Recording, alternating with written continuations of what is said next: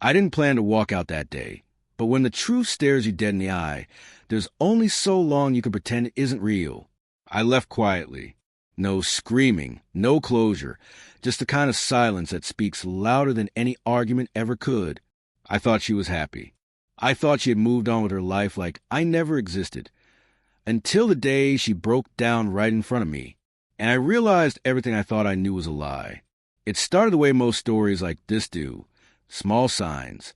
She laughed less. Her hugs felt shorter. She'd stop mid-conversation and drift into her own thoughts.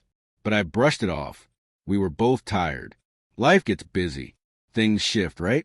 That's what I told myself until the night I borrowed her laptop. She was in the shower. I just need to send one quick email. That's it. But a message popped up. One I wasn't supposed to see.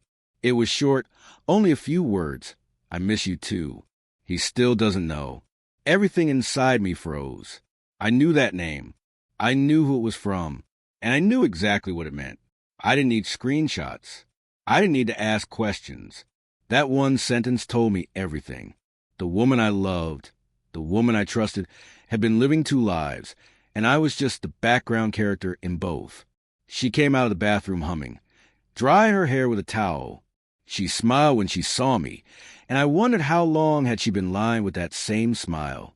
I didn't confront her. I didn't cause a scene. I stood up, grabbed my coat, walked out the front door. She called after me once. Confused, not scared, not guilty, just confused, because she never thought I'd actually leave. But I did. That was the last time she saw me, at least for a while. I disappeared, not out of revenge, not to make her worry, but because I needed to breathe, because staying in that house, in that life, in that lie, was killing me. I stayed with a friend in another city, found a job, a small apartment, quiet, lonely but safe. The days blended together. The pain never really left. But over time, the edge of it dulled. I never answered her calls, never read her messages, never gave her the chance to explain. Because what explanation could possibly undo that betrayal? Then 8 months later, it happened. I was walking out of a bookstore, hands full, mind elsewhere, and I saw her standing across the street, frozen, staring at me like she'd seen a ghost. Maybe she had. She crossed quickly, panicked, almost dropped her bag. I didn't move. When she reached me, she stopped just short of touching my arm. "Can we talk?" she asked. Her voice cracked. I wanted to walk away, to keep going like she didn't exist, but something in her eyes stopped me.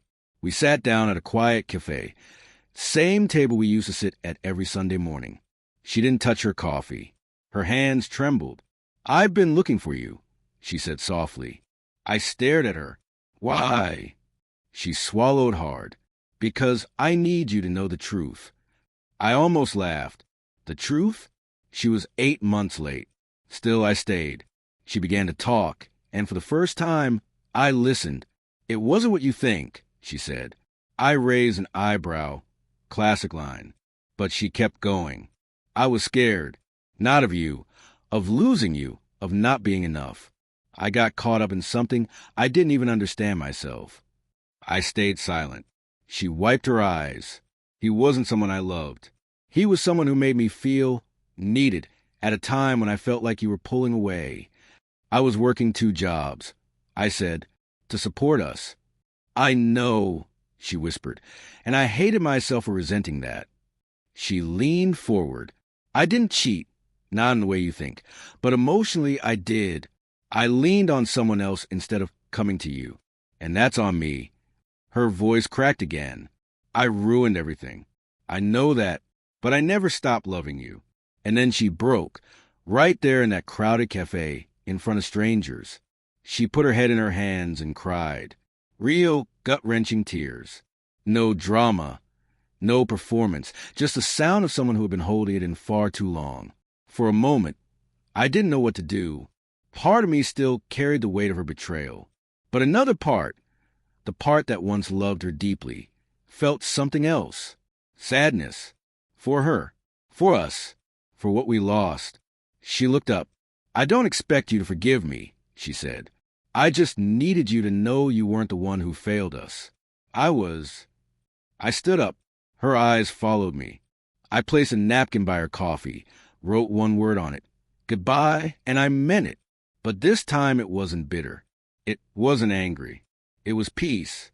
Because hearing the truth didn't fix what was broken, but it helped me finally let go of what I've been holding on to. To anyone listening right now, if someone breaks your trust, you're allowed to leave. And if they come back with the truth, you're allowed to listen. But don't confuse closure with a second chance. Sometimes the apology is not for you to take them back. It's for you to finally walk away with clarity. If the story touched something in you, drop a comment. Share this with someone who needs to hear it. And remember, your peace is worth more than someone else's excuses. Sometimes the hardest goodbye is the one that sets you free.